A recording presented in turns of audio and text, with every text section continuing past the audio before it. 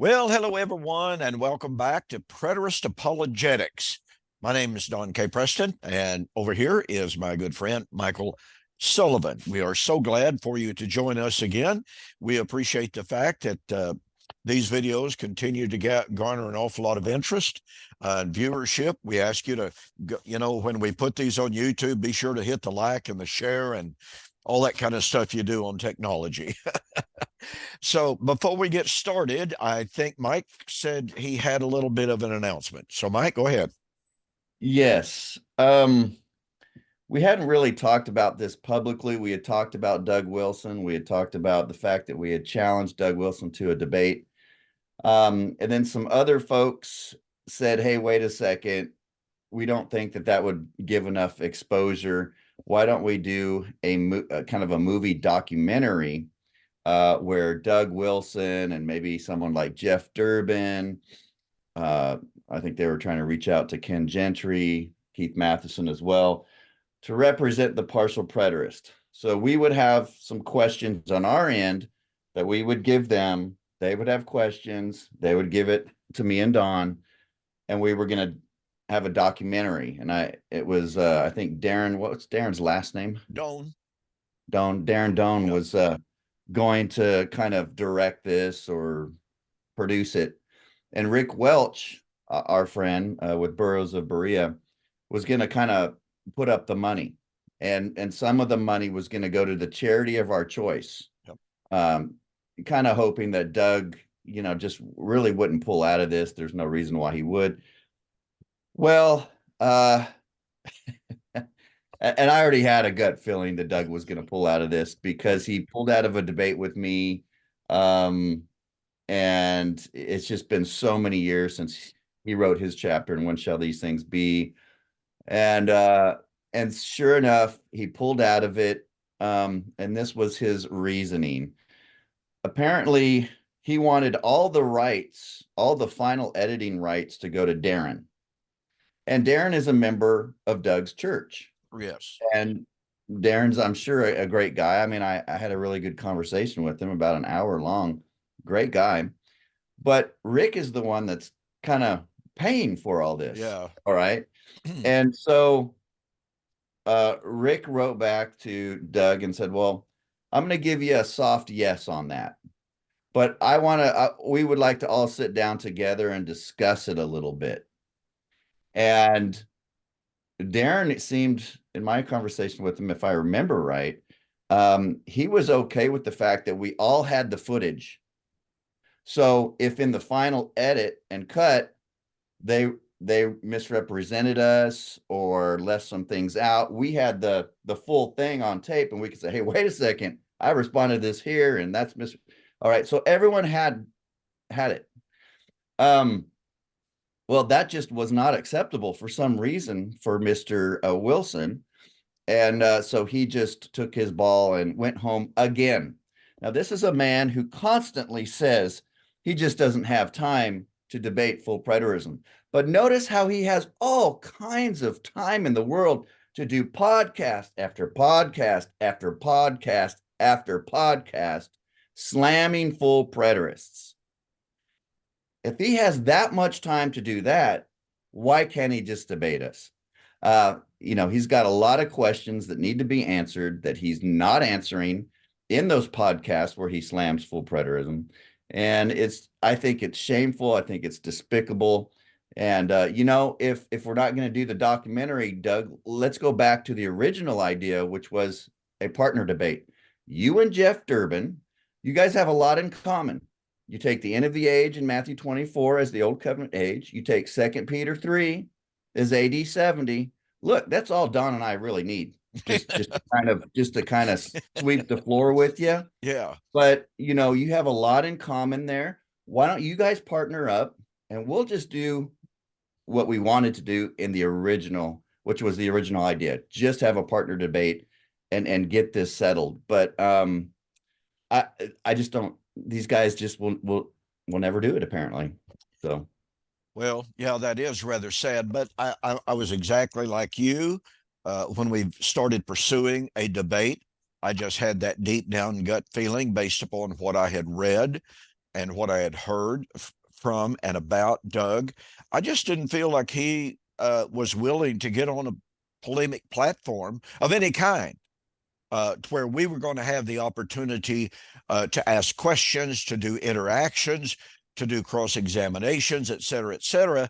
I just didn't feel like Doug wanted to be a part of that. He wants to be able,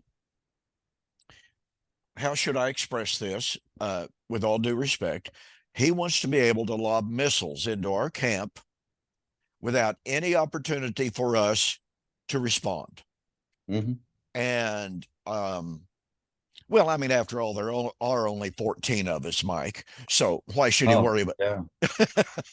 Right. Right. So anyway, it's really sad. I know that Darren's got to be disappointed with that, because Darren had certainly talked an awful lot about the possibility. But for someone to suggest that as a simple participant in a project like that, that he has exclusive rights, all editorial rights, not the man who's funding it, I'm sorry, Right. that's not even kosher. That Now, opens that opens the door for all sorts of abuse. And I'm sorry, I have learned down through the years, this is not a personal attack against Doug Wilson, but I've learned down through the years that the opponents of covenant eschatology, many, many, many of them, and again, I'm not singling out Doug Wilson. I don't know if he would or not. We already know he's misrepresented us on certain things, however. But down through the years, the opponents of covenant eschatology have been quite good at totally misrepresenting the things that we actually believe. I can't tell you the number of times that I've read, transcripts of sermons in which the preacher was going, well, full preterists believe, and I'm going, what preterist believes that? I don't I know if know. anybody believes. I write these people. I say, I've been a preterist over 30 years. I don't know anyone that believes what you're saying. I mean, I have to do that constantly. Yeah, it's just like Steve Gregg in his book, Why Not Full Preterism, said full preterists believe that Daniel chapter 12 is the only passage on resurrection. I know. I remember. What? Yeah. I mean, I literally just sat back when I read that for the first time and I go, no, I didn't read that.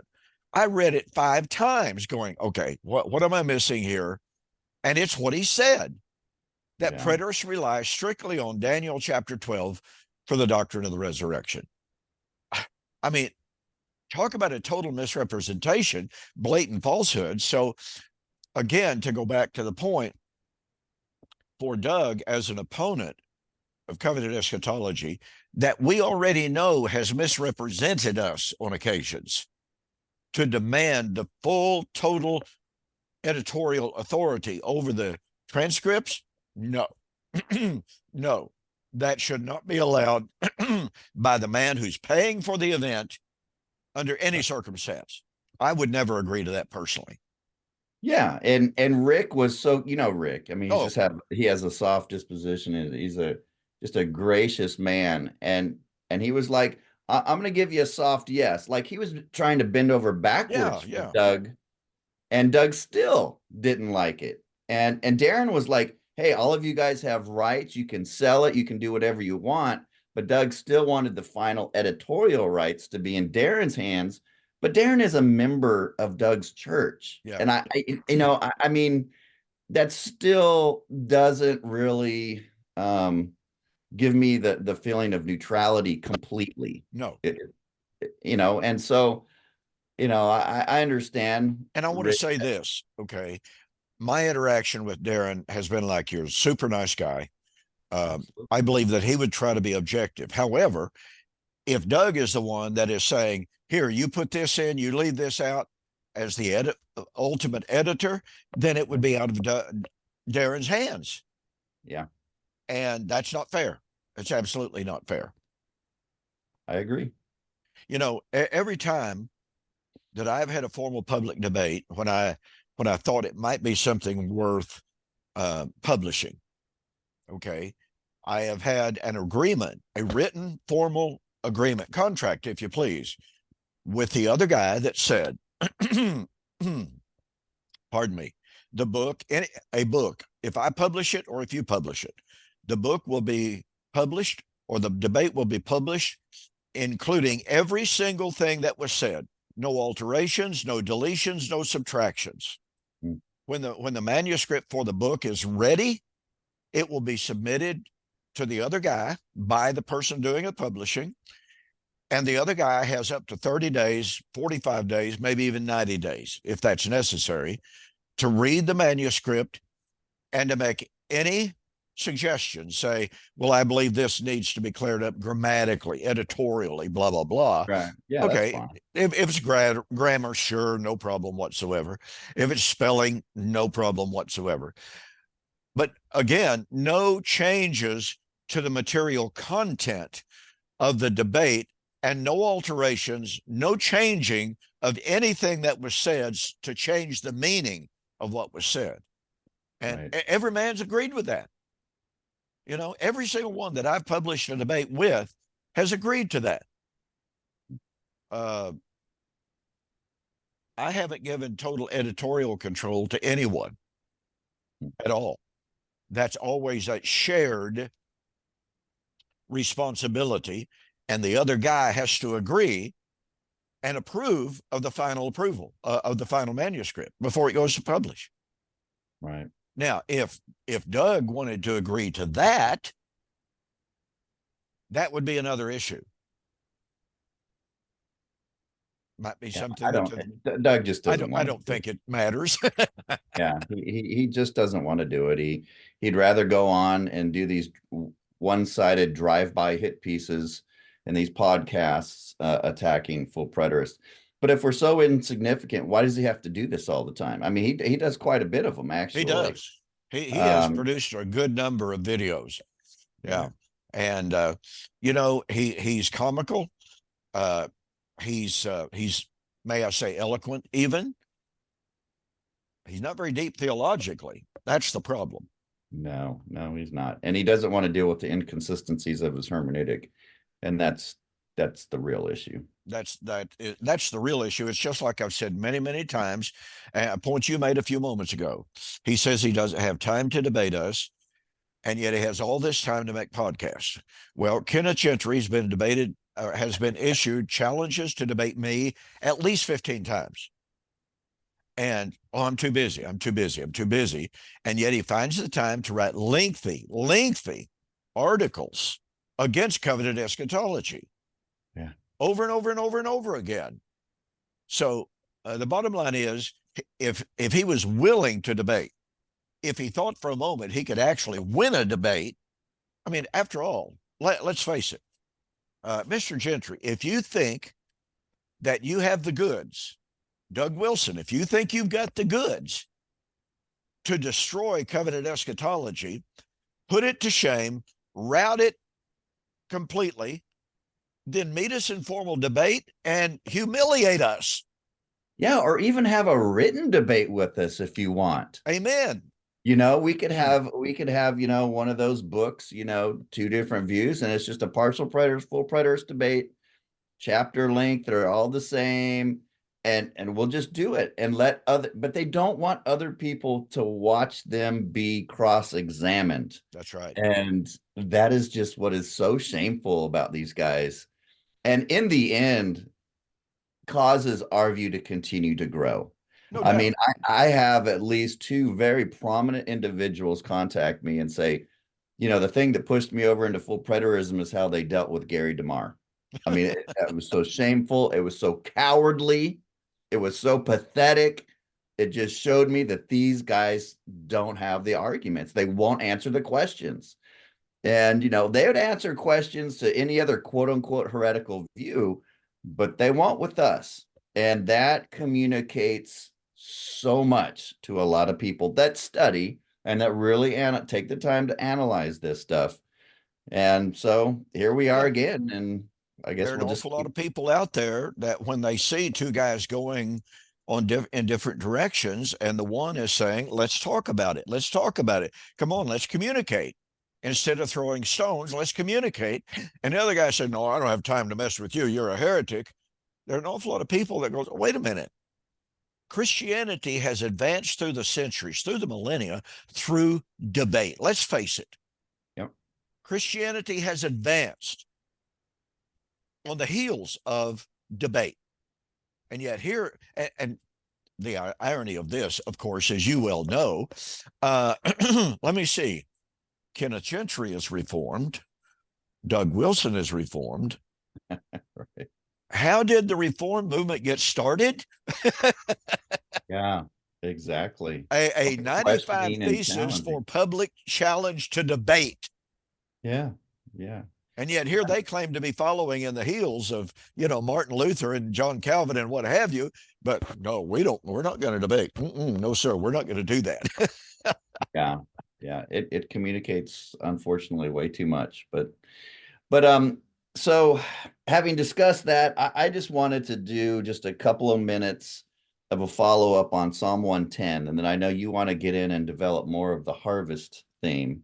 And, Paul is quoting Psalm 110, and we've already dealt with Luke 19. We've dealt with, in past episodes, we went through pretty much the majority of the New Testament where Psalm 110 is quoted, and we've shown you the 80-70 fulfillment, especially in Hebrews chapter 10, 12 through 37. But here's another issue that I get a lot. And partial preterists, futurists, they say, well, wait a second, Mike, just look out the window. I don't see all of Christ's enemies put under his feet yet. And this is an interesting objection, especially coming from some Calvinists, because, whenever Christ's atonement is talked about for the whole world, we'll get into the 7 different uses of world. That doesn't mean every single person on the planet.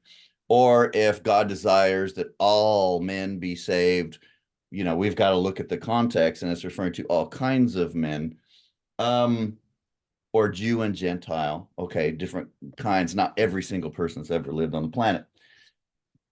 And Don, when we come to Matthew 16, 27, 28, and Revelation 22, 12, let me read these passages and you tell me what you think sticks out to you. The Son of Man will come with his angels in the glory of his Father and will judge all people according to their deeds. Some standing right here will not die before the Son of Man comes in his kingdom. Now, all people, were all people judged in AD 70? Well, we're told by the partial preterists, absolutely. This is hyperbole. Revelation 22, 12. And behold, I come quickly, and my reward is with me to give to every man according as his work shall be. Well, was every man rewarded in AD 70? Every. And we're looking at all people here in these 2 passages. And yet we're told that that was fulfilled in AD 70. But somehow, if we say that all enemies here is referring to a historical, contextual set of people that these other 2 passages are dealing with as well. Well, again, like I said before, the partial preterist is scared to death to see his hermeneutic be exposed to be that arbitrary and inconsistent hermeneutic. And this is just one of those areas. The other objection I get constantly on Psalm 110 and 1 Corinthians 15 is, Mike, again, we need to look out the window. It's the look out the window hermeneutic. That's what I started to say. It's a look out the window hermeneutic. Right. Yeah, on one hand, we're told, oh, it's so easy to refute full preterism. Everyone just has to look out the window. And then on the other end, they're scared to death to debate us. So I'm not really sure how they jive that together. But the other objection is, Mike, obviously look out the window. Death has not been destroyed. I mean, let's go down to the graveyard. I mean, look, death is still taking place. And of course, Don, we'll get into this a little bit here at some point when we cover the present passive indicative and what death was in the process of being destroyed, but it's not biological death. When Jesus says, he who believes in me will never die, right? He's not talking about biological death. I think that's pretty clear. Revelation, yeah, yeah. In Revelation, when there's no more death, that's the same thing as John is talking about in John 8 and John 10. So those are just a couple objections I usually get on Psalm 110 that I just wanted to throw out there. And if you have any other things Yeah, that would well, let me complement that. follow up on that with an argument that I made when I debated Anthony Aquino, which he didn't touch top side or bottom. I've used it in several other private discussions since then. Paul said in 1 Corinthians chapter 15, he shall rule, he shall reign until all enemies are put under his feet. The last enemy to be destroyed, katargeo, is death. So here we have Paul saying that at the parousia, which is the word used in 1 Corinthians 15, 25 and following, at the parousia, that's the end, and that's when death is destroyed, right? Yes. Death is destroyed when Satan is destroyed, Revelation 20, but I'll get to that in just a moment. So then we have Revelation chapter 19, which is the coming of the Lord and the destruction of Babylon. This is where it gets really, really, really interesting with the partial preterist. Kenneth Gentry believes the coming of the Lord of Revelation 19 is against Babylon. And guess what? Kenneth Gentry believes that Babylon is Old Covenant Jerusalem. Yeah. Jerusalem. Let's see, I did have it laying on my desk here. No, I put it up. Doug Wilson. Guess who Babylon is? Old Covenant Jerusalem. Keith Matheson. Well, actually, he changed his position. Oh, wow. Yeah, he used to believe that Babylon was Old Covenant Jerusalem. Then in his age, he changed to that's Rome. So, wow. yeah, yeah. But anyway, an awful lot of your partial preterists believe that Revelation 19 is the coming of the Lord against Babylon. But wait a minute. Revelation 19 is when the false prophet and the beast are thrown into the lake or thrown into the pit. Well, wait a minute. Revelation chapter 20 is the time of the destruction of Satan and the destruction of death. Well, wait a minute. Destruction of death is the parousia. But the parousia is Revelation 19, unless you can insert a 2,000-year gap so far between Revelation 19 and Revelation chapter 20, 10 and following. So we have Paul talking about the end when Satan and death would be destroyed at the end. Someone asked me just recently, well, what is the end in 1 Corinthians 15? I said, well, to me, it cannot be anything except the end of the millennium. I used to say, well, it's the end of the Old Covenant age. Okay, I'm fine with that. I don't have a problem with that. But since Paul is specifically talking about the destruction of death and therefore of Satan in the context of the end, that almost assuredly has to be the end of the millennium. What are your thoughts on that? Absolutely. I mean, even a good all millennials would say, look at the recapitulation between Revelation 19 and Revelation 20. Greg They're Real all, does. the enemies are all thrown in the lake of fire together. Right. And again, once again, we have the inconsistent hermeneutic of the partial preterist taking Revelation 1 to 19, AD 70. Revelation 21, 22, AD 70. And we have recapitulation consistently all through these chapters. But then when we get to Revelation 20, verses 5 through 15, oh no, not these verses. They get really upset with the premillennials. And they say, well, you guys, you keep this 1,000 years as kind of like an island separated from Revelation and the rest of the New Testament. And yet they're guilty of doing the same thing with those 10 verses there at the end of the millennium. And it just gets really, really frustrated, and they're not able to harmonize those verses with 1 Corinthians 15, with the Olivet Discourse, 2 Peter 3. I mean, and on it goes. Yeah. So to me, that consistency between 1 Corinthians 15, parousia, destruction of death, and Satan, Revelation 19, the throwing of the beast and the prophet into the pit, and then chapter 20, the parousia, which has to be the parousia because it's the time of the destruction of Satan and death. That has to be 1 Corinthians 15. And it's the time of the judgment, which was at hand, but the time of the judgment, which was his hand, was AD 70, according to the partial preterist. Right. So here, once again, the partial preterist has to go, okay, 1 Corinthians 15, end of the millennium. Revelation 19, AD 70. Revelation chapter 20, 10 and following, end of the millennium, end of time. Revelation chapter 22, verse 12, AD 70. Right. I mean, it's absolutely amazing. So those are some great points that you brought out.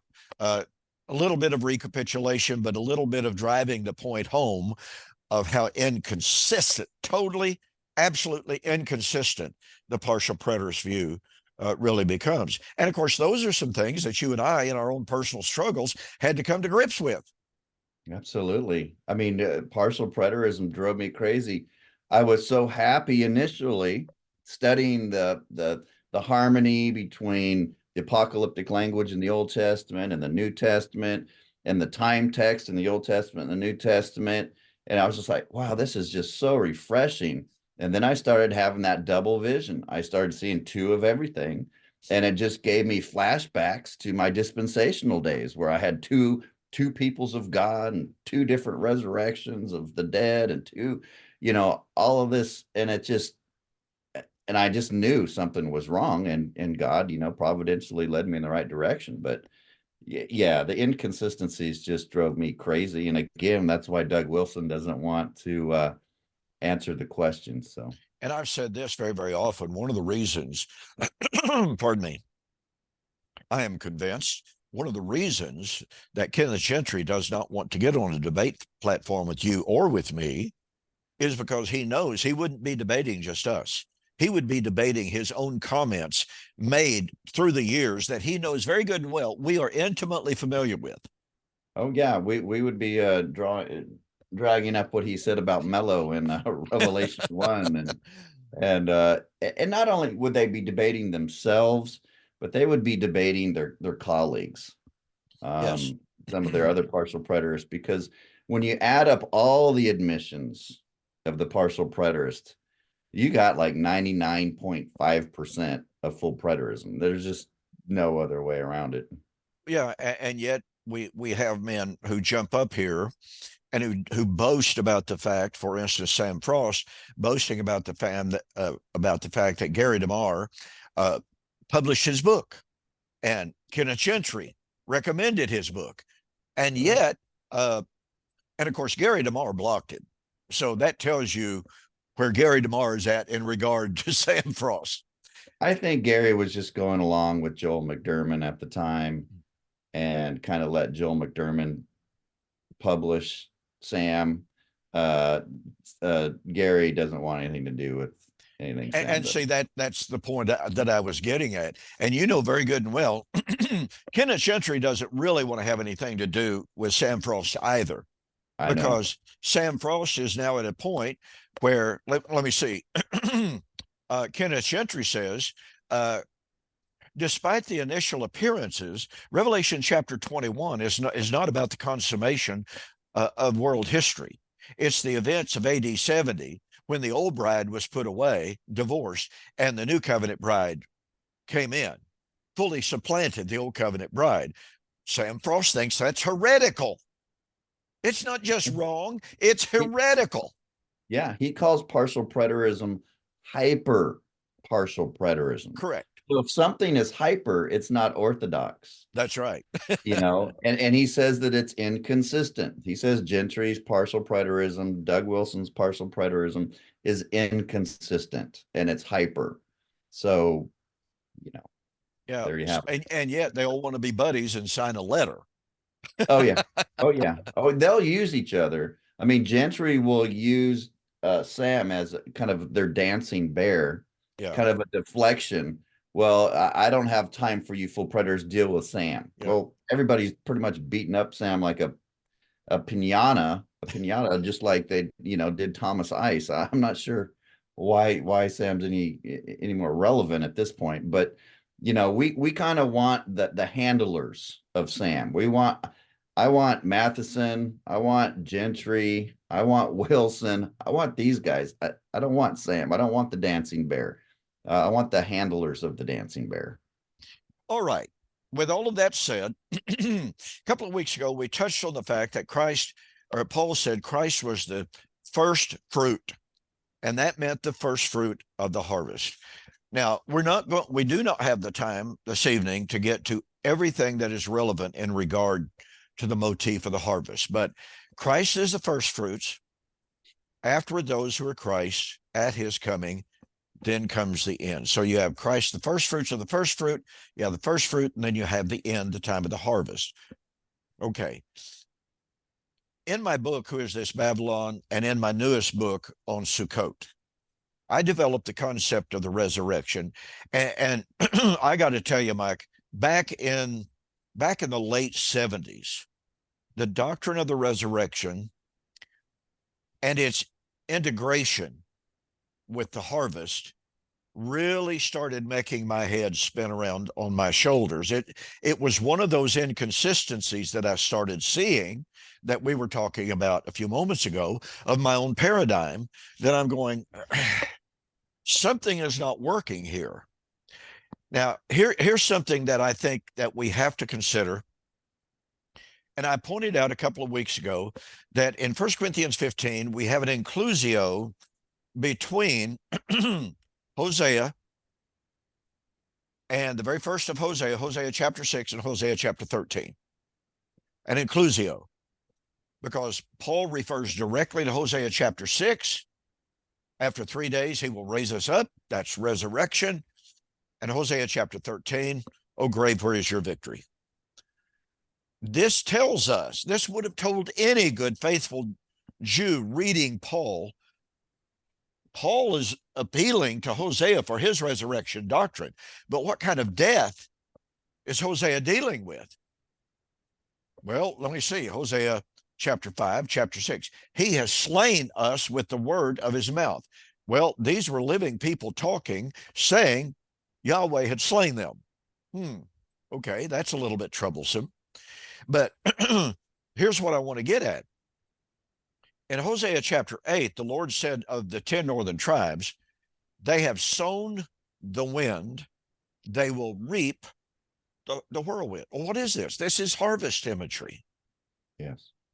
Now, is this the harvest that would be in the last days? Are you in Hosea 6? I'm in Hosea. I'm going to Hosea chapter 6. I'm talking about the harvest of being swallowed up.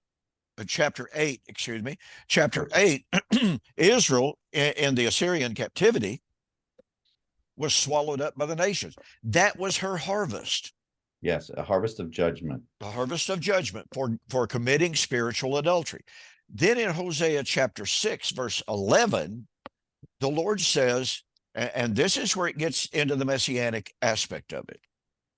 The Lord says of Judah, after speaking of Israel, the 10 northern tribes, and their imminent harvest / judgment, the Lord says, and you, O Judah, shall also have your harvest. But then he adds an incredible statement. When I bring back the captivity of my people. In other words, the remnant. Well, the doctrine of the remnant had both a non-eschatological as well as an eschatological significance and application. But here God is saying that when the captivity of Assyria would end, it would be when the captivity itself would end. Well, the captivity of the 10 northern tribes only ended when Xerxes and Ahasuerus, the Persian kings, allowed Israel and Judah to return to the land. But that's not the eschatological harvest of Judah. Judah's harvest would come when the captivity was ended. But if the harvest of Judah is the same as the harvest of Israel, that's her judgment. So what do we find when we come to the New Testament? We find Jesus, well, first of all, we find John the Baptizer. Yes. As Elijah, warning those who were coming out to him to be baptized of him, saying, who has warned you to flee from the wrath that is about to come? and I think it's significant to take note of what Donald Hagner says in the Word Biblical Commentary. He said the thing that gave John's warning extra force was that he said the judgment was about to come based on Mello. So here's a non-preterist scholar who understood and understands Mello doesn't mean within the next week. Which is a farcical type of definition anyway. So anyway, here we have John saying, who has warned you to flee from the wrath that is about to come? And then in an incredible statement, speaking of Christ, he says his winnowing fork is already in his hands. You know, folks, I read that passage year after year after years. Never saw the force of it until I was reading some historical source. It might have been Smith's Bible Dictionary. I don't remember, to be honest about it. But it was being pointed out. The winnowing fork Very specific tool. Is a very specific tool for the end of the harvest. It's not the beginning of it, it's the end of it. Right. John is saying, look, folks, the harvest, the end of the harvest is going to be soon, this generation. Just as he said, the axe is already at the root. And so when you have this harvest imagery that is so imminent, and what kind of harvest is he talking about? Well, let's see. The axe is already at the root. That's not a good thing for a tree. And that goes right back to Hosea, pardon me, Hosea chapter 4, in which the Lord said he was going to destroy the wicked, both root and branch, in the great and the terrible day of the Lord. That would also be the day in which the Lord would arise, the Son would arise with healing in his leaves. So here you find healing for the remnant. You have the destruction of the corporate body and the destruction of both the root and the branch of Israel. That's the time of the harvest, folks. That's what John the Baptizer, as Elijah, who is supposed to come before the coming of the great and the terrible day of the Lord, arrived. Malachi chapter 4, verse 5 and 6.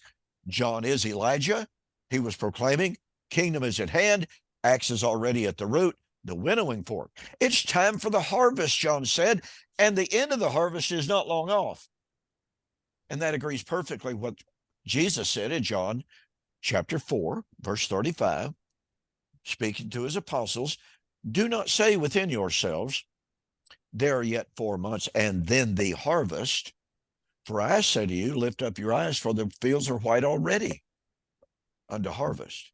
So the question needs to be asked, are we talking about two different kinds of harvests here? What kind of harvest is in Matthew chapter 3? Is it not the harvest of John chapter 4?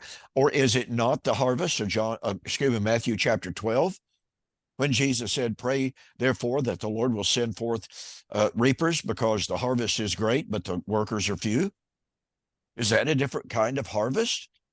And then, of course, we come to the famous text, Matthew chapter 13, the end of the age harvest.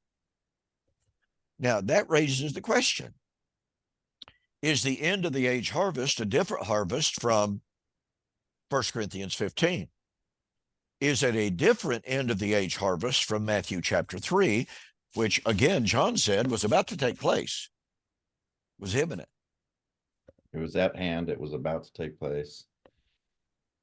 Even John Gill of Matthew 3 says in the Old Testament, the harvest imagery, the threshing floor is the land of Israel. That's right. And let's go further than that.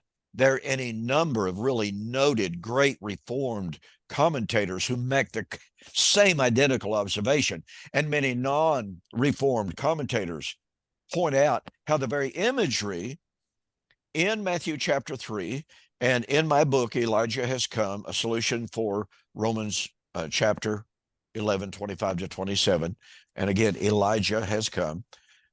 I give a lot of background, a lot of historical, not only historical, rabbinic, and Old Testament scholars who point out all of this imagery, every image that John uses in Matthew chapter 3, the winnowing fork, the axe at the root, you know, the imagery of who has warned you to flee from the judgment that is about to come.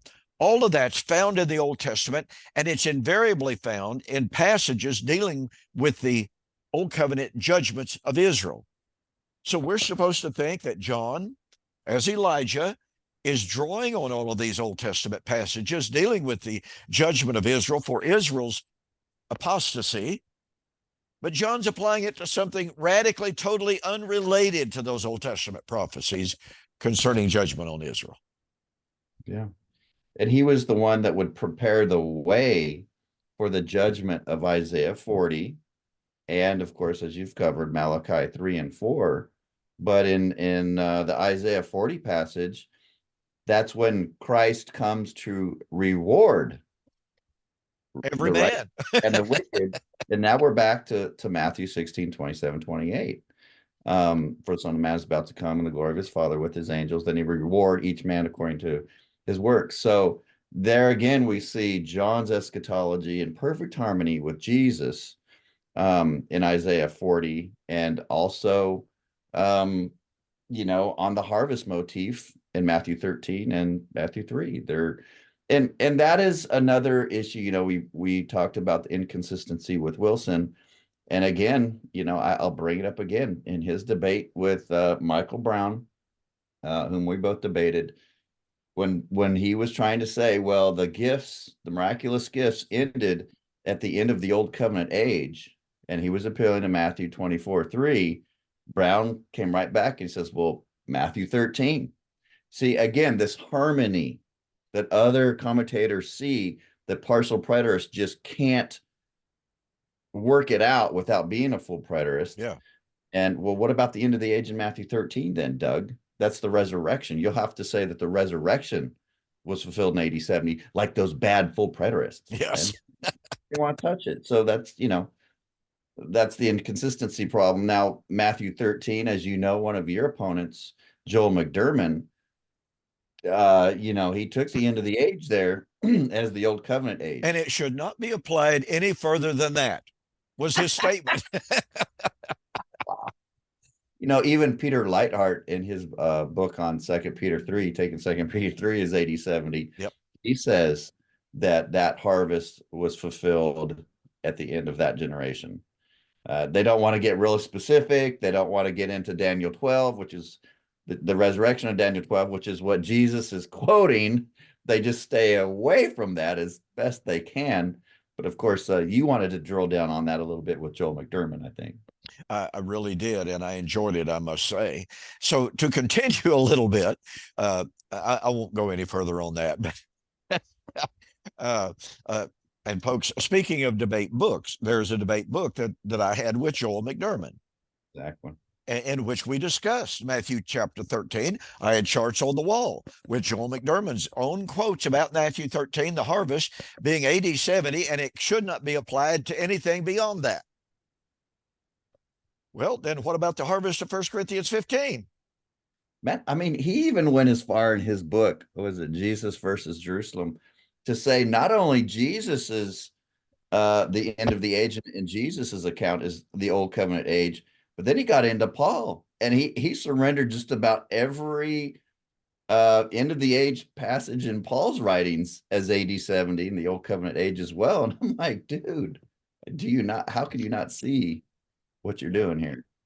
Okay, to continue. So we have, pardon me, we've got the harvest, which is at the end of the age, and you touched on it ever so briefly. Let me expound on it just a tiny bit more. In Matthew chapter 13, verse 43, at that end of the age, suntelia to aeoniou, the righteous would shine forth in the kingdom. That's directly from Daniel chapter 12, verse 3. It's interesting and amazing and revealing that Greg Beale, in his massive commentary on New Testament use of Old Testament, commentary on the use of the Old Testament, haws, fudges, and says, well, Matthew 13:43 may be an allusion to Daniel chapter 12, verse 3. Maybe? what's amazing about that is that in the New Testament, he'll have some passages that aren't nearly as specific a quote. And he said, well, this is undoubtedly an echo of the following Old Testament passage. Right. And you're going, well, okay, yeah, I could sort of kind of see that. But when you've got the righteous shining forth at the end of the age in both So, texts, right. well, It's it might practically a be. direct quote. Yeah, it's a direct quote. And I should point out an awful lot of scholars see it as a correct quote. So here you have this end of the age harvest in Matthew chapter 13. Now, watch this. In Matthew chapter 24, Jesus predicts the fall of Jerusalem, destruction of the temple. And the apostles immediately ask, tell us what shall be, when shall these things be? What shall be the sign of your coming? And of the end of the age. They use the exact same precise term, end of the age, that Jesus talked about for the harvest in Matthew chapter 13, 39 through 43, and verse 49 and 50. Okay, same precise term. And yet we're told the apostles were so terribly confused about what the end of the age might be. I've been going around with Sam Frost on Facebook over the last several days. Oh, bless your heart. Yeah.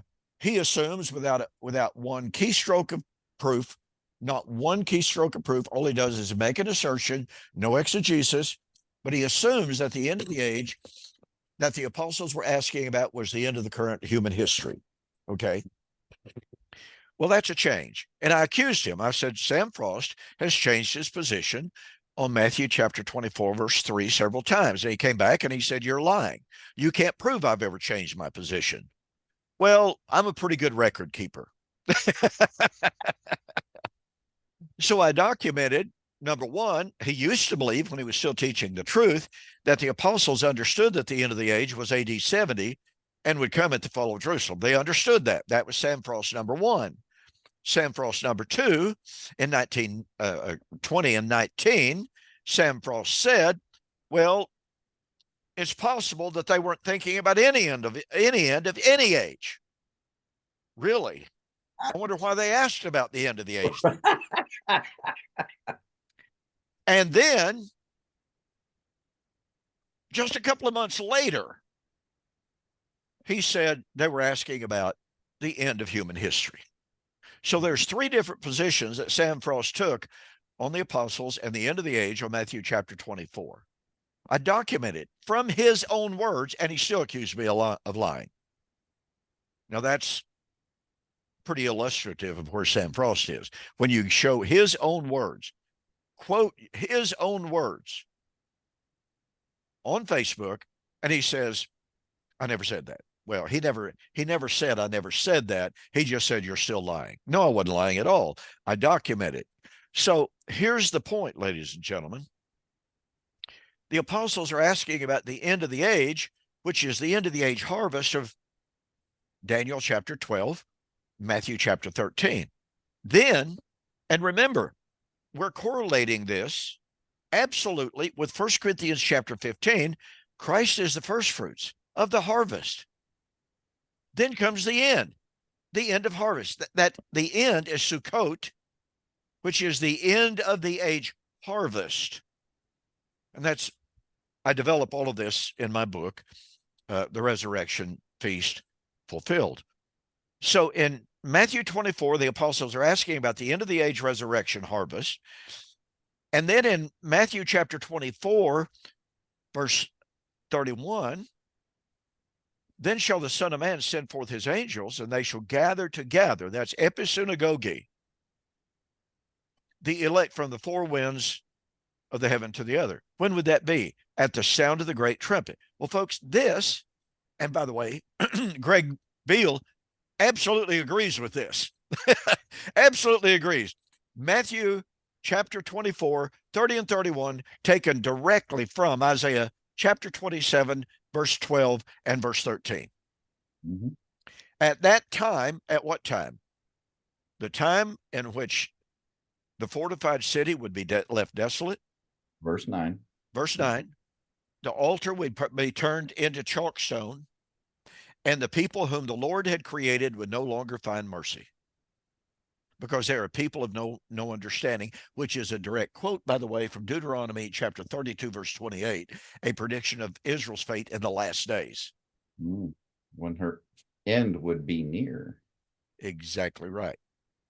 So here, Jesus in Matthew chapter 24 is quoting directly from Isaiah 27, 12 and 13, which is all about Sukkot. And again, in my new book, Resurrection Feast Fulfilled, I quote from one source after another, associating Isaiah 27, 12 and 13 with Sukkot. It is the episynagoge, which is Sukkot, the great ingathering, the great harvest. So here's Jesus saying that this time of the episynagoge, the great harvest, ingathering, at the sound of the great trumpet, verse 34, let me see here. Kenneth Gentry agrees. Joel McDermott agreed. Keith Matheson agreed. Doug Wilson agreed. Matthew 24, 29 to 31, AD 70. And don't forget the incredible admission between James Jordan and Gary DeMar, who have broken from the men that you just mentioned, Matheson, Gentry, Wilson, and are acknowledging the gathering of the elect here is referring to the resurrection of the Old Testament dead ones out of Hades. So now we're back. So now we're back to 1 Corinthians 15. Absolutely. And once again, Mike, if you and I both had the time to just go text by text, gather the comments of some of the leaders of the partial preterist movement and see how they admit to AD 70 here, and they agree with one another here. Oh, maybe not, maybe not, maybe not. And just show in written form. I don't have the time for it. I'm pretty sure you don't have the time for it either, but it would be a great project for you. You're a whole lot younger than I am. But it would be a fantastic project. A good friend of mine named Tom Kloski of the Churches of Christ wrote a book. He and his brother, Steve, wrote a book that thick, chronicling quotes from Church of Christ scholars and preachers and teachers down through the years, giving their preterist quotes that support AD 70 and contradicting each other, and yet they're still in fellowship with each other. Okay, no break of fellowship whatsoever, none whatsoever. Wouldn't think about breaking fellowship. But now when preterists show their inconsistencies and take their comments to their logical end, you ain't nothing but a bunch of heretics. Yeah. Well, I've actually done that. I have charts where I know you've got some of that. I show all the admissions and how they all add up to full preterism when you take them all together. And so that's what we have here. The harvest. Matthew 3, partial preterist, AD 70, the harvest. Matthew 13, the end of the age is the old covenant age. So that's the harvest, AD 70. We haven't even got into Revelation 7 and Revelation 14, but we're headed there. The vineyard harvest is also AD 70. So once again, we have 1 Corinthians 15 is this island unto itself, which just hermeneutically, just you can't stand for that. If you truly believe in the analogy of faith, you have to see a harmony here, and they don't want to acknowledge it. And what's interesting to me, Greg Beale sees that the vindication of the martyrs of Revelation 6 is Revelation 20. He says he sees the vindication of the martyrs of Revelation chapter 11, AD 70. Revelation 20. The same, yeah. I mean, he sees this because he believes, as I do and you do, in the recapitulation narrative in the book of Revelation. Yep. And it makes you wonder, okay, how can he go to Revelation chapter 6 and see the development and the application of Isaiah chapter 2? Don, real quick, he even connects Matthew 23 with Revelation 6. With Absolutely. That I forgot about that. You're absolutely right. And so you've got a world-class, truly eminent, not near, but prominent scholar admitting to all of these connections. And yet, when it comes to Revelation chapter 6, for instance, what does he do? He ignores Jesus's application of Isaiah chapter 2, 19 and 20, 19 to 21 to AD 70, ignores it. And yet, John in Revelation 6 quotes the very verses that Jesus applied to AD 70, and Beale applies it off here to the future somehow, some way. Now, that is a dichotomous hermeneutic. He ignores the fact that in Revelation chapter 6, we have a great and terrible day of the Lord, and who shall stand at his coming? That's directly out of Malachi chapter 3, which is a national judgment against Old Covenant Israel, according to Malachi chapter 3, verse 6, taken from Deuteronomy chapter 22 and Exodus chapter 19, which proves that it is a national judgment because Israel would not, well, they would deprive the Gentiles of their proper place. They practice witchcraft, they practice adultery. Those are all the violations of Torah. And the Lord said, I will put you to the sword. That's national judgment. Yeah, that's not the globe burning up. Yeah, it's not the globe burning up, but this is Malachi chapter 3. Who shall stand before the day of his coming? And Joyce Baldwin and a host of other Old Testament scholars writing on Malachi says the words that are used in Malachi chapter 3 are words that are used only in application of judgment. When it says the Lord shall come suddenly to his temple, and who shall stand before him when he comes, purely judgment. Never used in any other sense. And again, that's in Joyce Baldwin's commentary on the book of Malachi. And so what you have in Hosea chapter 6 is you have these repeated allusions to passages that are undeniably references to AD 70. Greg Beale just rips it completely out of those contexts, just like in Revelation chapter 11. The judgment at the sounding, the resurrection at the sounding of the seventh trumpet, which, oh, by the way, just coincidentally, I guess, happens to be the last trumpet of 1 Corinthians chapter 15, verse 52. Right. And it all happens at the time of the destruction of the city where the Lord was crucified. So Beale slips 2,000 years between Revelation chapter 11, verse 10, and verse 14, and verse 15, and the sounding of the seventh trumpet. I mean, it's just absolutely incredible what these men do. Yeah.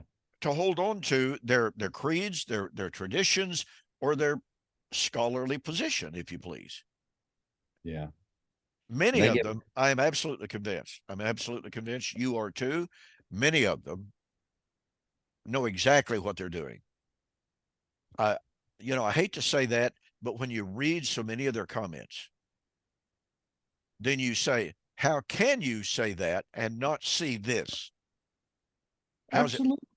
it? When I was on the phone with Beale, John Anderson had him, and they were doing a thing on his new book on the temple and the mission of the church, I think it was. And I called in and I said, so in your book, which I'm reading, I love your book. I'm going to use book. it, for a conference lecture. I said, but I notice here that you say that the Jews understood the land of Israel to be heaven and earth, and even the temple. And I said, well, in the Olivet Discourse, the whole context is the destruction of the temple that they're looking at. So why wouldn't verse 35, heaven and earth will pass away, but my words will not be? Why won't that be? Why isn't that referring to the old covenant age or the temple or the land? And he just went irate. You must be a hyper preterist.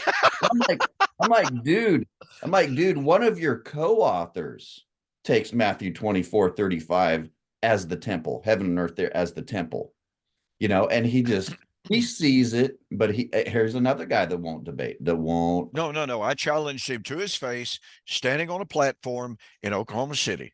Well, actually, I did it at the microphone from the audience, first of all. And then I joined him on the stage afterwards. And I said, I really would love to debate you. And he said, well, I know, Don. He said, and I'll think about it. I'll think about it. Well, I contacted him later. Well, I'm just too busy.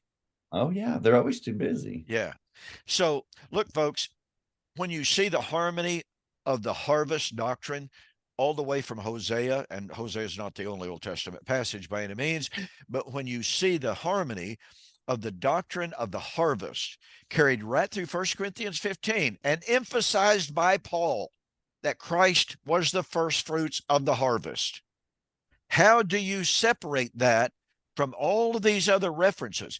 Harvest at the destruction of Babylon, Revelation 14.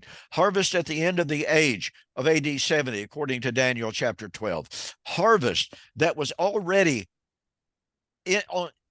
ongoing, and the end of it was at hand, Matthew chapter 3. How do you separate that without doing extreme violence?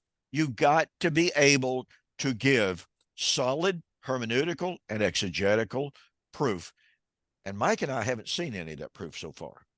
We've seen a whole lot of ranting and raving and name calling and what have you, but we haven't seen the proof. And with that, you know what, Mike, we're completely out of time. We'll see you next Friday. All right, folks, thank you so much for joining us. We appreciate it so very much. Like I said, be sure to like it. Be sure to share this program with as many as you can. Let's continue to grow this viewership, and we appreciate it so much. And with that, Mike, good night, brother. All right, man. Take care.